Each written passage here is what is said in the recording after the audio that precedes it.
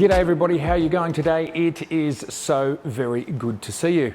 Today, I want to talk about licensing deals. And what I'm not talking about here is licensing your photography to, say, stock libraries. I'm talking about licensing it to major businesses, to people that make things, create things, whether it's backpacks, posters, coffee mugs, filters, and so on. As we've seen here on this very space of YouTube, massive influencers like Peter McKinnon have created things like backpacks and filters. They have his name on them. Now, what would Peter be expecting? What would he be getting from the cut of the sale? Because he's not actually manufacturing that product, someone else is, and he's attaching his name to it and helping design it. Fantastic. Well, I've done similar things in the past as well. I want to share with you what I think is happening with Peter McKinnon, and I also want to talk about what's happened in my world over the last few decades, because this has happened to me a number of times. Let's get into it.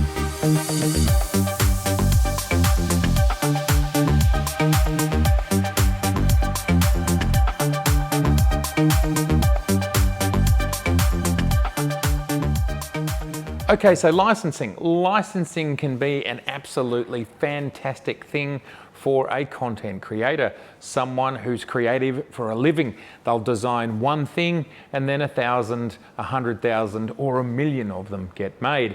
That's how rock stars become rich and famous. That's how movie stars become rich and famous. They make one thing and many, many people watch it or use it or listen to it. Well, it's no different in photography. You can make one amazing image, one amazing product, and it gets picked up and used. I'm going to share with you some of my experiences in this world, as well as theorizing what I think Peter McKinnon is probably making from his deals like this. I suspect they're similar to some of the deals that I've had. First, I want to start with a company that probably nobody has ever heard of, but I have had a licensing deal with them a number of times. Tiny company, they're called IKEA. Now, something like 5 to 10 years ago, I can't remember the exact date because this went on for a fairly long time, I was approached by IKEA's procurement company, which was in the UK, which was in London. And they had somehow found my artwork. So this is the advantage of having it up on a website that you control and curate, so then they can find you easily. I had it up on my website. They had made choices of images that they were interested in that they were going to submit to IKEA. Now, ultimately what ended up happening here is they chose 3 of my images across 3 years. And how it works with IKEA is they will do a print run. They're all about economies of scale. And in the case of my product, they did a print run of 100,000 posters. Now, I know that sounds insane, but they sell globally. And the way they do it to make sure that they're left with no stock at all is they will send the stock to different territories over time. So first, it started off in Europe, and most of it was sold in Europe, and then as it stopped selling in Europe, they would move to the next territory. And this took something like 2 or 3 years for those 100,000 posters to be sold. Now, here in this country, the poster sold for something like $25. Now, you might be thinking, well, 100,000 times $25, geez, Matt, you made $2.5 million. No, I did not. I made an extraordinarily small royalty off each poster. But still, even 1 cent times 100,000 is $1,000. I made more than 1 cent. Ultimately, what I got from each poster was 14 pence or 14p because it was going through the UK. Now that translated to something like 25 cents, and it did change as our dollar and the pound moved up and down. It was probably the euro, although the UK has stuck with their pound. Ultimately, I was making something like 25 cents per poster. Not bad. That's pretty amazing.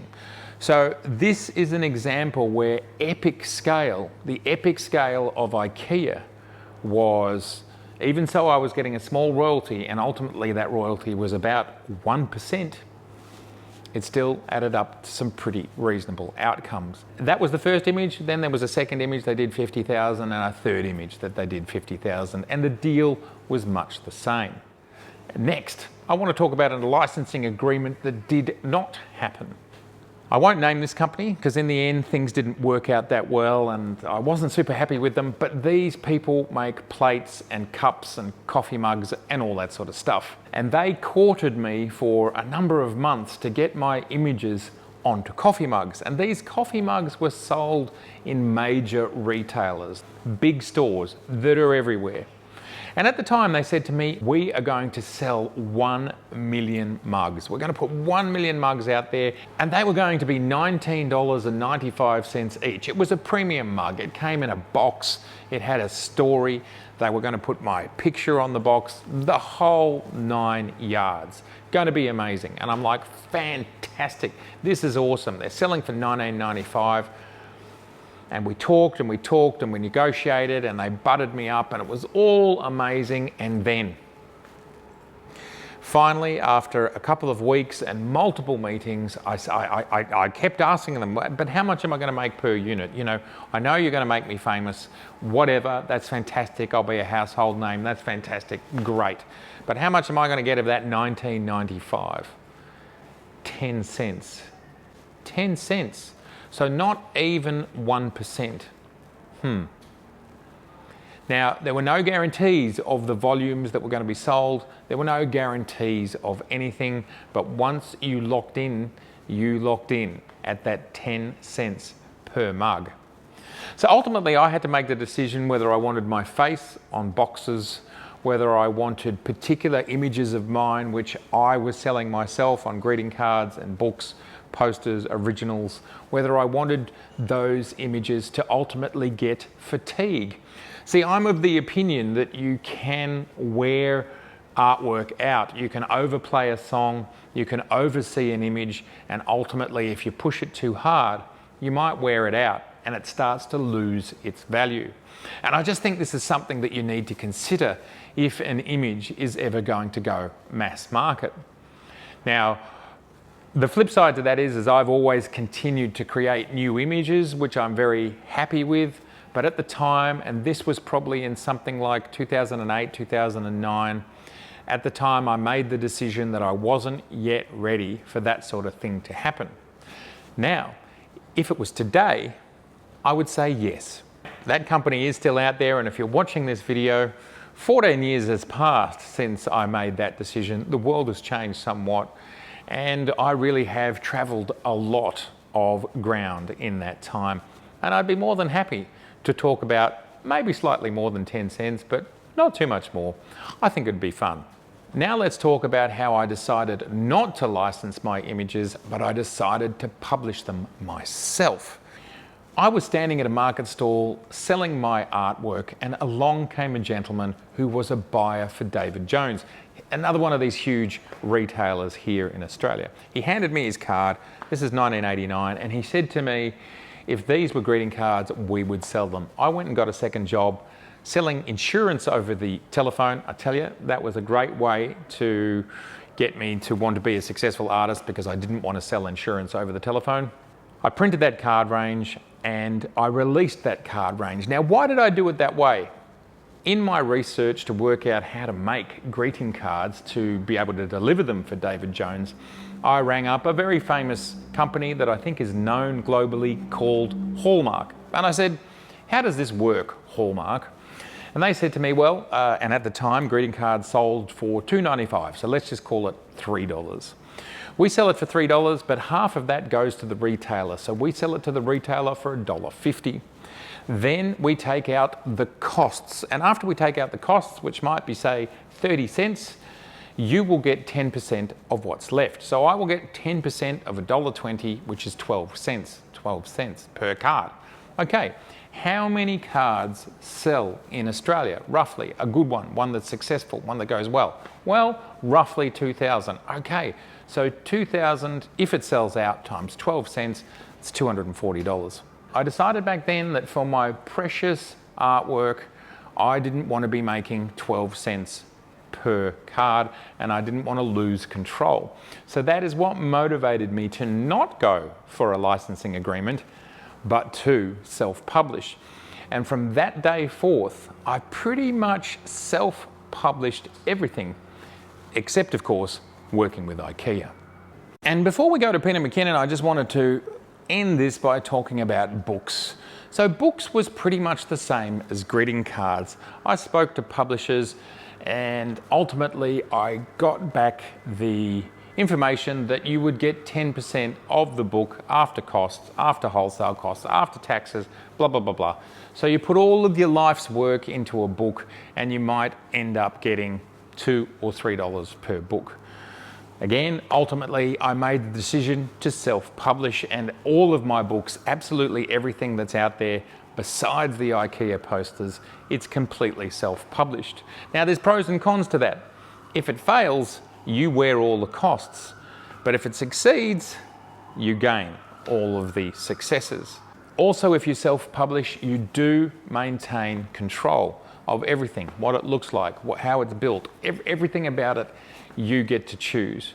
And for me, who has been very interested in curating my brand and what everything has looked like over the years, that's how it had to be.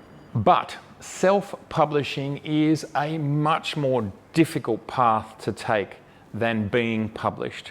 Being published, the publisher handles everything.